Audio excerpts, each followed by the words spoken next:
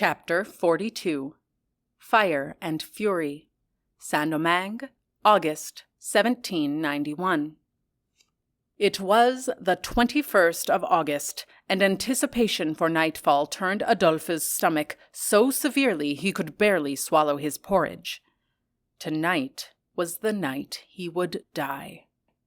At least, that was what he kept telling himself. He figured it was better to be ready for death than to meet it unprepared. He hoped, of course, that he would live, but in his experience, no black man who raised arms against a white one ever came out breathing. As he sat in a circle on the ground with his friends, no one said a word. They couldn't even look at one another. They were all too nervous. The lights in the main house were slowly beginning to fade as candles were snuffed out in each room. The sun had nestled below the horizon for the night, but the sky had not yet surrendered to the true darkness they needed if they were going to stand any chance at victory. They had to catch the whites off guard and defenseless. They had to strike while they slept. A sudden, faint noise clanged in the distance. They glanced at each other, straining their ears for the drumbeat signal. "Was that it?" Dina whispered.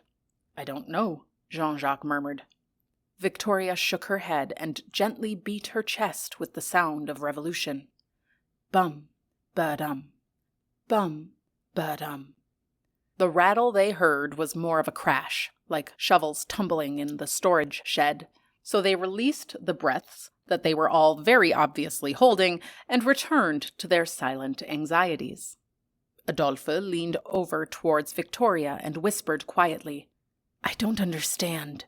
We've survived so much, but I don't think I've ever felt this nervous before.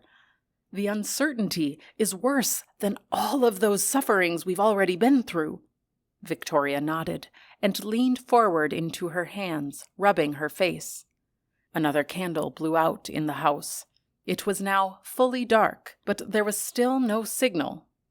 "What if we don't hear it?" Adolphe asked nervously. "Shh," Victoria hissed. Adolphe shifted, his heart pounding. He was sitting on the weapons he'd gathered, a long kitchen knife wrapped in an old rag and a plank that he made, studded with 4 nails. The nails were now dug into the earth under him as he anxiously waited for the drums to sound. Every small noise twisted him tighter, each croaking frog and rustling leaf setting his nerves on edge. He knew that when the signal came, there could be no hesitation. He would have to be brutal and decisive. But if they failed tonight, the retaliation would herald a reckoning of apocalyptic proportions. Suddenly, smoke and flames rose from the roofs of several neighboring plantations. It was too distant to hear, but there was no mistaking the sight. They all looked at each other, placed their fists over their hearts, and with eyes full of petrified passion, beat their chests. Bum, ba-dum, bum, ba-dum. Everyone seemed in agreement. It may not have been the signal they expected, but whether they were ready or not, the revolution had begun. Jean-Jacques sprang up first, and Adolphe quickly followed, grabbing his weapons and brushing wet dirt from the nails on his plank. "We have to move quickly," Jean-Jacques whispered from outside the door, his voice barely audible. "Like we discussed. Take out the overseers first, so they can't raise the alarm." There were 5 overseers on Duclos' plantation.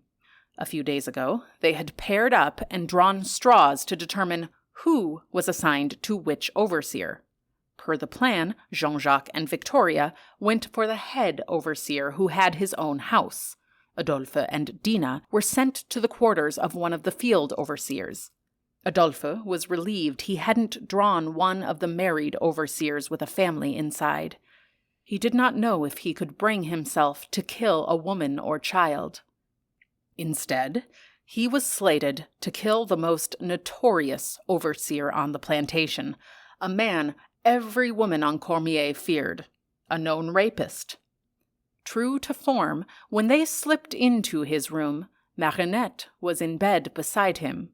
Ever since she had come into womanhood a couple years earlier, she had been suffering his perverse desires. He had already forced a child into her when she was only 14, and he had not relented since. As Adolphe and Dina entered, Marinette lifted a finger to her lips. Adolphe raised his knife, but she stopped him frantically. She gestured for him to hand her the weapon. Without question, he obliged. She twisted the handle in her grip carefully. Adolphe and Dina pantomimed slicing across the neck. Marinette nodded once, but then, without hesitation, she drove the blade deep into his jugular. It was not an elegant cut across the circumference, but a vicious stab directly to the center of the man's neck. He woke with a choking gasp, his eyes bulging as blood gushed from the wound. A horrible gurgling sound emitted from the lecherous overseer. His body convulsed once, then went limp, his eyes wide and lifeless. Blood soaked Marinette's hands and splattered across her chest and the sheets. A trail of the hot, scarlet liquid began to pool on the floor. She handed the dripping knife back to Adolphe, her eyes eerily steady. Adolphe, on the other hand, was visibly shaking. He held out his hand to help her as she straightened her dress and climbed out of the bed, stepping directly on the dead man's abdomen. "Are you all right?" Adolphe asked softly. "I've never been better," she replied with a sadistic smile that caused Adolphe to shiver. They stepped back outside. The plantation was still mostly silent. No one had entered the main house yet. But the smell of blood was already so strong, the air itself tasted metallic. Everyone was drenched in it. Victoria motioned for Dina, Marinette, and the others to begin moving toward the city. It would not be long before the alarm bells rang out. "No survivors," she whispered. Not everyone on the plantation knew of the plan. Some of the people who were enslaved to work in the house began to emerge from their quarters, looks of panic on their faces. None of them had been trusted with knowledge of the revolution beforehand. Dina rushed over to quickly explain what had just begun. The looks on their faces were astonishing, but Adolphe didn't have time to dwell on it. As the truth settled into them, a few ran to the barn to grab whatever weapons they could find, ready to join the fight. Some stood frozen in shock. Others jogged toward the gates that led to the road into town, adrenaline already coursing through their veins. Jean-Jacques pointed at Adolphe and Victoria, then gestured toward the main house. It was time. "There's no turning back," Adolphe muttered under his breath. Adolphe looked at Jean-Jacques, took a deep breath, and mounted the steps to the side kitchen entrance of the main house. "Where did you find that?" Adolphe whispered, gesturing to the pistol in Victoria's hand. "The overseer's nightstand, right before I slit his throat. But it doesn't have any ammunition." "Do you even know how to shoot it?" "I used to have one, back in Africa," she replied softly. "Not that it did me much good in the end." She turned the pistol over in her hands, the cherry wood gleaming under the moonlight. "I don't know where to go," Jean-Jacques murmured. Neither he nor Adolphe had ever been inside the main house. They had only glimpsed it through windows while working the grounds. Even in darkness, Adolphe was amazed by the beautiful things inside. They climbed the elegant curved staircase. It squeaked beneath them, and they immediately went stiff, holding their breaths. When no one stirred, they continued upward, their bare feet silent on the polished wood.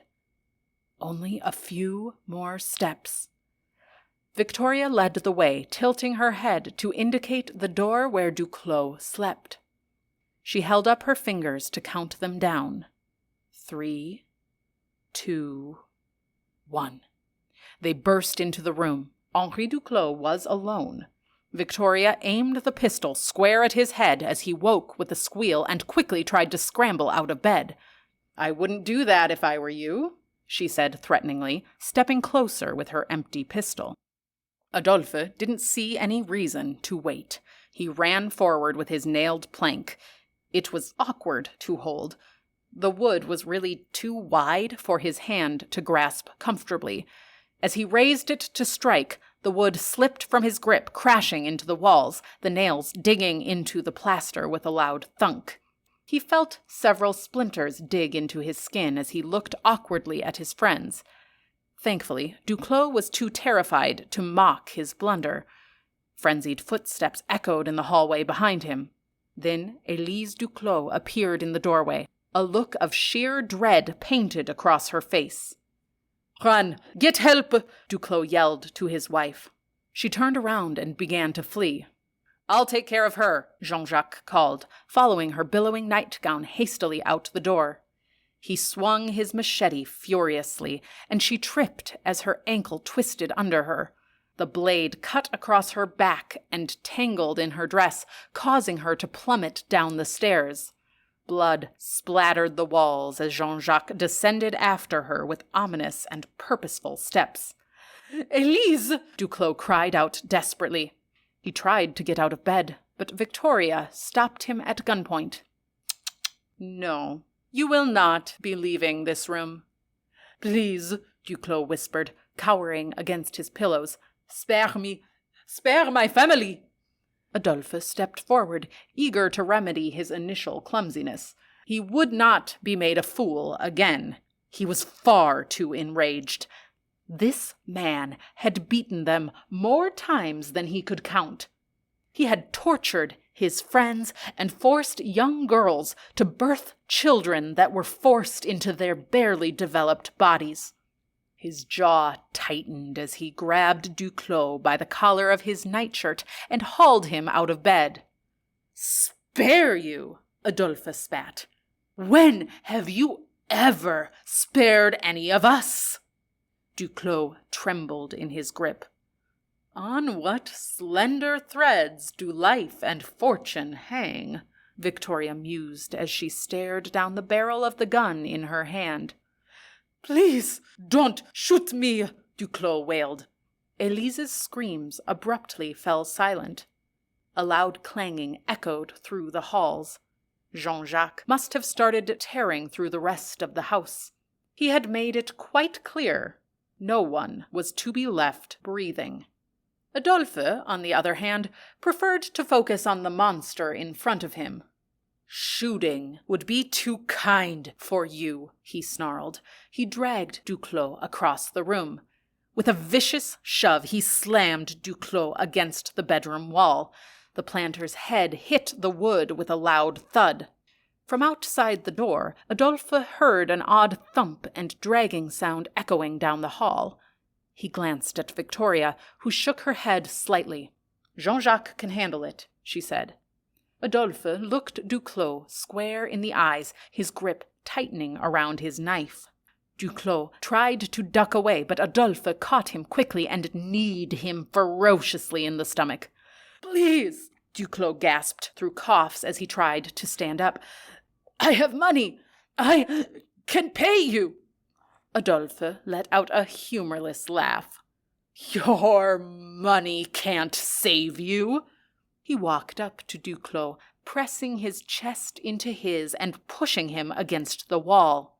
Then he raised his blade against Duclos' throat, just enough to draw a thin line of blood. "You will feel the pain you inflicted on us." Duclos' eyes widened in terror as Adolphe threw his enslaver to the floor. The former slave moved around the room with the confidence of a lion searching for something more satisfying to beat Duclos with. His eyes landed on a thick leather belt hanging from the wardrobe. He grabbed it and snapped it together menacingly. Duclos tried to crawl away, but Adolphe was on him in an instant. The belt cracked against Duclos' back with a sickening slap. The planter screamed, but Adolphe showed no mercy, raining blow after blow on the man who had tormented them for so long. Duclos' shouts echoed through the room, but Adolphe was relentless. He paused only to catch his breath, his eyes blazing with fury. He grabbed Duclos by the hair and forced him to look up. "This is for every lash you ever gave, every woman you raped, every life you destroyed." With a sudden, brutal motion, Adolphe kicked Duclos hard in the face. Despite being barefoot, Adolphe was fairly certain he broke the man's nose. Blood pooled around the planter's face, but Adolphe wasn't done. Duclos struggled to get up off the floor, so Adolphe took the excuse to peel his plank out of the wall. The nails screeched as they released from the wooden panels. Then Adolphe grabbed the board with 2 hands and hurled the spikes into the back of Duclos' thigh, leaving them implanted in the screaming man's flesh. "You think this is pain?" Adolphe roared. "This is nothing compared to what you've done." His eyes fell on a heavy brass candlestick on the bedside table. He seized it. The base was surprisingly heavy. The weight of it brought a vindictive smile to Adolphe's face before he brought it down on Duclos' hand, shattering his bones with a sickening crunch. The sounds of Auger's execution were being revived from history in Duclos' opulent and blood-stained bedroom. The planter's scream was animalistic, raw with terror. Adolphe had never heard such a sound from a white man before. And Adolphe wanted more. Adolphe dropped the candlestick and grabbed the knife again. He knelt beside Duclos, who was barely conscious, and pressed the blade to the man's cheek. "You deserve so much worse," he said loudly. "But my friends and I have a lot of people to kill tonight, and we are simply running out of time. So this will have to do." The smell of shit filled Adolphe's nose as he looked down at Duclos' soiled nightgown. Adolphe scoffed in disgust. "Pitiful," he muttered. He stood over Duclos, drinking in every pathetic tear the son of Satan shed. His chest heaved as he looked down at the battered man. Blood, tears, and refuse were mingling together across Duclos' mangled body. For the first time in his life, Adolphe felt something close to power, and it was intoxicating. Then came the sound again, the thumping and dragging, louder now, echoing up the stairs with a slow, sinister rhythm.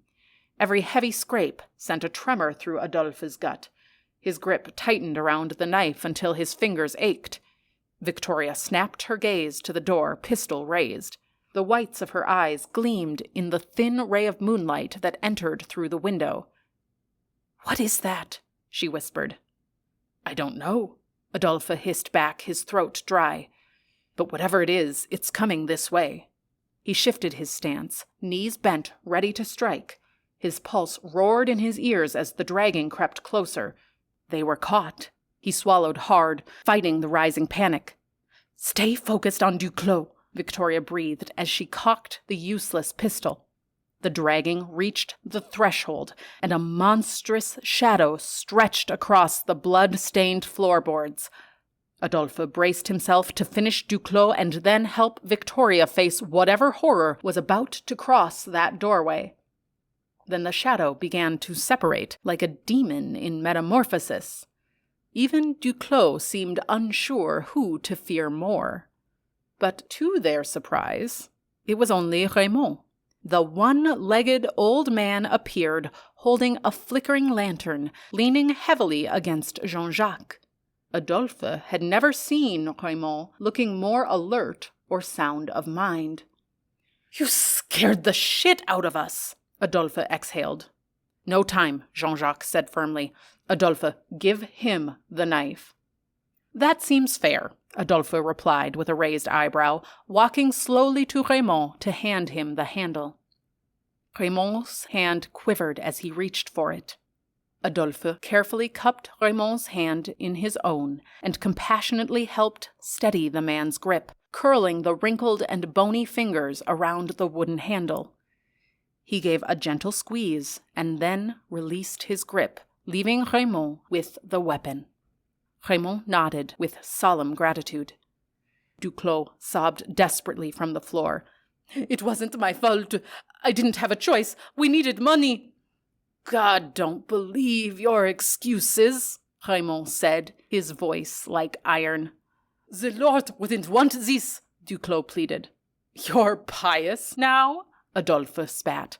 "That's what people do when they get desperate. It's ironic. The wretched and the miserable should turn to their Savior first, yet they do not hope in him until all other hope is exhausted," Victoria said coldly. "God will spite you for this. You are going to hell, to hell!" "Then we will meet you there. Can't be worse than here," Adolphe retorted firmly. Jean-Jacques leaned down towards Duclos menacingly. "And we will haunt you there too," he added with a terrifying wink as he pulled the plank out of Duclos' thigh. Duclos screamed. "You took my mind, my memories," Raymond bellowed as he glared down at the man who had tortured him. Duclos tried to push himself up to sit, but his hands slipped in the blood on the wooden floor, and he crashed back down to the ground. "Do you know what it like not to know your own woman name?" Raymond asked. Duclos shook his head slowly. "Now, your wife dead," Raymond said sternly. "You did that. No one else. When you took from me and my friends, you marked your kind to die. You done took our freedom, our dignity. And you took my goddamn leg." Duclos began to whisper the act of contrition.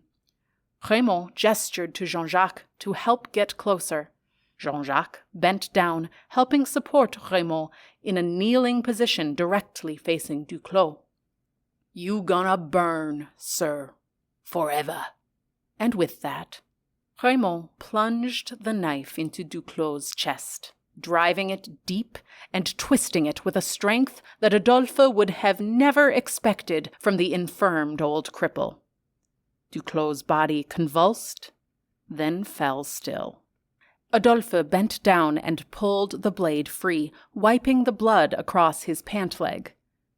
"Thank you," Raymond said quietly. "Let's get you back down the stairs," Victoria urged. "We're going to set this awful place on fire. Make sure nothing remains." "I'm going to have to carry you," Jean-Jacques said apologetically. "Time." Raymond nodded, allowing Jean-Jacques to lift him. With Adolphe's help, they descended the staircase, stepping over the bloodied blonde remains of Elise Duclos's hacked body. Victoria grabbed an oil lamp and smashed it against the lace curtains. Flames raced up the fabric and leapt across the room. It didn't take long before the whole house was ablaze. Outside, Irène ran to Raymond, clutching him in relief. She had a cart ready to bring him to safety. "Be at peace, my friend," Victoria said as Raymond and Irène rolled away, their aged hands entwined with a serenity and love that looked starkly different from the chaotic scene around them. "We can't linger," Jean-Jacques said. Around them, the night sky was beginning to glow red as more and more fires became visible in the distance. "They are going to need help in town," Victoria said. "Let's go," Adolphe said eagerly. The taste of revenge had his adrenaline raging. But just then he heard a small, desperate knock from the upstairs window of the main house. He looked up and saw the Duclos children looking petrified as flames began to reach the roof. Adolphe's heart sank. "The kids." "Adolphe?" Victoria cautioned. "We have to save them," he shouted, lunging toward the burning house.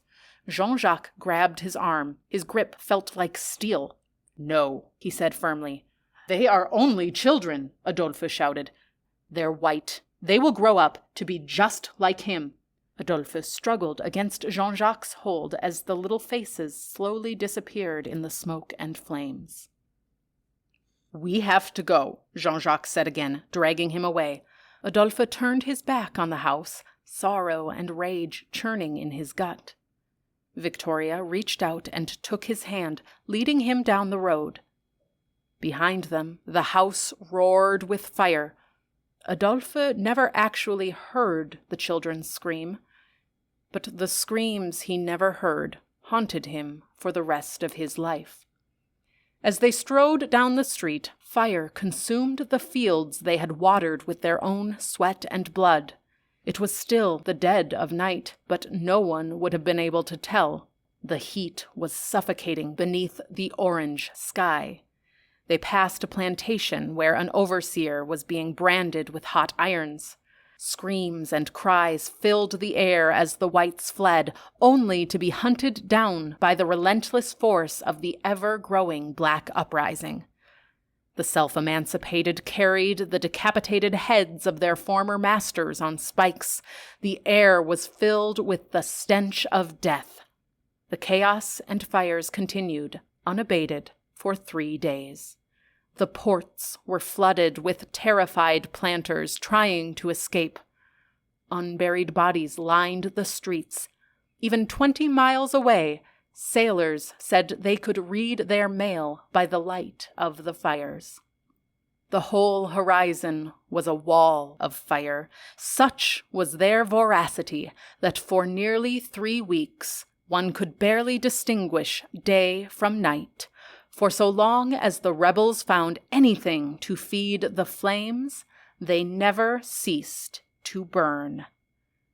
The gates of hell had opened, and Saint-Domingue welcomed its glory.